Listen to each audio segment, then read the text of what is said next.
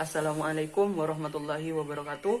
Kami dari kelompok 9 akan mempresentasikan hasil kerja dari kelompok kami, yaitu mengenai materi ekresi pada tumbuhan. Sebelumnya, saya akan memperkenalkan nama anggota dari kelompok kami. Yang pertama yaitu saya sendiri, Ahmad Rizky Rifanda. Saya di sini sebagai moderator sekaligus sebagai pemateri pertama. Kemudian Suhdi sebagai pemateri kedua. Baiklah, untuk selanjutnya kami akan mempresentasikan hasil kerja dari kelompok kami, yaitu mengenai ekresi pada tumbuhan. Untuk penjelasan pertama, yaitu akan disampaikan oleh pemateri pertama. Kepada Ahmad Rizky Rifanda, dipersilahkan.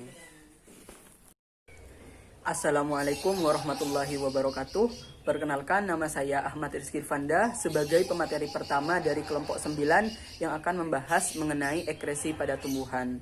Sebelumnya saya akan menjelaskan terlebih dahulu pengertian dari ekresi. Jadi ekresi dapat diartikan sebagai suatu sistem pembuangan zat-zat sisa atau metabolisme pada makhluk hidup seperti karbon dioksida, urea, dan racun melalui alat ekresi pada makhluk hidup. Di dalam tubuh makhluk hidup terjadi proses pembakaran sari-sari makanan agar diperoleh zat gizi atau energi yang berguna pada makhluk hidup.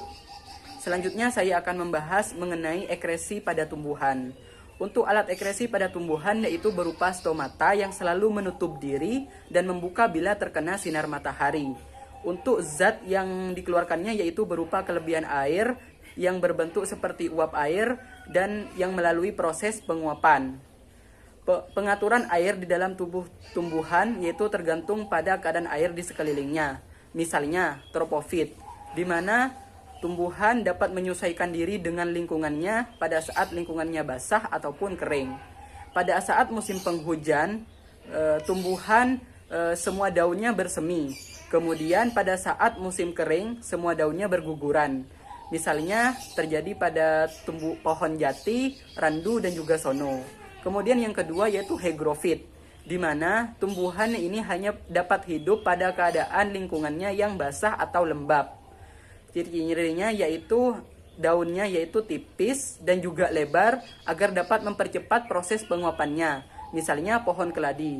Kemudian yang ketiga yaitu xerofit, di mana tumbuhan ini hanya dapat hidup pada keadaan lingkungannya yang kering. Memiliki daun yang kecil, tebal, dan berlapis lilin agar dapat menghambat proses penguapannya, misalnya seperti kaktus. Tumbuhan mengambil zat-zat dari lingkungannya dan juga memberikan zat-zat pada lingkungannya. Pengeluaran zat tersebut dinamakan eliminasi. Selain zat sisa metabolisme, tumbuhan juga mengeluarkan zat lainnya yang dapat dibedakan menjadi 3 golongan. Yang pertama yaitu air pada peristiwa penguapan atau penetesan pada saat gutasi. Yang kedua yaitu zat yang dikeluarkan berupa hasil asimilasi. Misalnya keluarnya madu pada kelenjar madu pada tumbuhan. Dan yang ketiga yaitu zat yang dikeluarkan melalui hasil dari peristiwa pembongkaran, seperti karbon dioksida dan air yang dikeluarkan melalui proses pernapasan pada tumbuhan. Ekresi pada tumbuhan yang pertama yaitu melalui proses transpirasi atau penguapan. Untuk transpirasi ini dibedakan menjadi 2 jenis, yaitu transpirasi atau penguapan yang melalui stomata dan yang kedua yaitu transpirasi yang melalui kutikula. Untuk transpirasi yang melalui stomata yaitu penguapan yang melalui mulut daun atau stomata, di mana pengeluaran air pada yang melalui stomata ini lebih banyak dibandingkan dengan penguapan yang terjadi yang melalui kutikula. Untuk selanjutnya yaitu transpirasi melalui kutikula, di mana penguapan yang melalui transpirasi kutikula ini menembus dinding sel dan kutikula di bagian yang berbatasan dengan udara luar. Dengan kata lain, transpirasi ini dilakukan oleh seluruh bagian tumbuhan kecuali melalui stomata.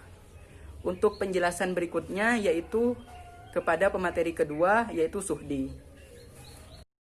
Baik, saya Suhdi sebagai penyaji kedua ingin melanjutkan penjelasan dari penyaji pertama yaitu Ahmad Rizky Rifanda. Poin C tentang posisi stomata pada daun. Secara umum kita sudah ketahui bahwasanya stomata itu terletak sejajar dengan permukaan bawah daun. Akan tetapi pada beberapa jenis tumbuhan stomatanya itu terbenam jauh ke dalam. stomata tersebut menyebabkan penguapan air berkurang. Nah, yang D itu distribusi stomata. Sebelumnya kan kita sudah ketahui bahwasanya stomata itu berada di bawah permukaan daun. Nah, namun ada juga jenis tumbuhan yang mempunyai stomata letaknya di permukaan bawah ataupun di permukaan atas daun. Yang E, struktur rambut atau bulu pada epidermis. Pada jenis tumbuhan tertentu terdapat pembuluh atau bulu-bulu pada permukaan daun atau batangnya. Nah, dengan adanya rambut-rambut tersebut, penguapan akan lebih sedikit. Nah, 2 itu faktor luar atau faktor lingkungan, yang mana faktor lingkungan tersebut ada 5 poin. Yang pertama itu kelembaban udara. Makin kering udara yang luar, itu semakin tinggi transpirasi yang dilakukan oleh tumbuhan. Sebaliknya, semakin lembab keadaan udara, semakin rendah transpirasinya. Yang B, keadaan angin. Nah, transpirasi itu akan berjalan lebih cepat bila udara di sekelilingnya itu berangin. Sebaliknya, bila tidak berangin atau udara tenang, maka transpirasi itu lebih lambat. Yang C itu suhu udara. Nah, suhu udara juga mempengaruhi transpirasi. Kenapa? Nah, suhu udara yang tinggi menyebabkan transpirasi yang lebih tinggi. Sebaliknya, suhu udara yang rendah menyebabkan transpirasi juga rendah. Yang D, intensitas cahaya. Semakin tinggi intensitas cahaya, nah semakin tinggi pula transpirasinya pada tumbuhan. Nah, yang E itu kondisi tanah. Nah, bila suhu tanah rendah, maka penyerapan air pun berkurang. Nah, konsentrasi air tanah yang tinggi menyebabkan absorpsi air jadi berkurang. Nah, dengan demikian transpirasi juga menurun. Aerasi tanah yang jelek juga mempengaruhi absorpsi air. Poin yang terakhir yaitu gutasi. Apa sih itu gutasi? Nah, tetes-tetes air yang keluar dari tumbuhan itu yang disebut gutasi. Nah, gutasi dilakukan terutama oleh tumbuhan herbal. Nah, gutasi terjadi pada waktu udara jenuh oleh uap air. Nah, dan pada waktu tersebut penguapan air berjalan dengan sangat cepat. Nah, pada peristiwa tersebut air dikeluarkan sebagai tetes-tetes air melalui celah yang terdapat pada ujung berkas pembuluh pengangkutan pada tepi-tepi daun. Nah, celah tersebut disebut hidatoda atau gutatoda atau mirasium. Gutasi dapat diamati pada tumbuhan tomat atau padi-padian yang sedang aktif tumbuh. Sekian penjelasan dari kami, kurang lebihnya mohon maaf. Wassalamualaikum warahmatullahi wabarakatuh.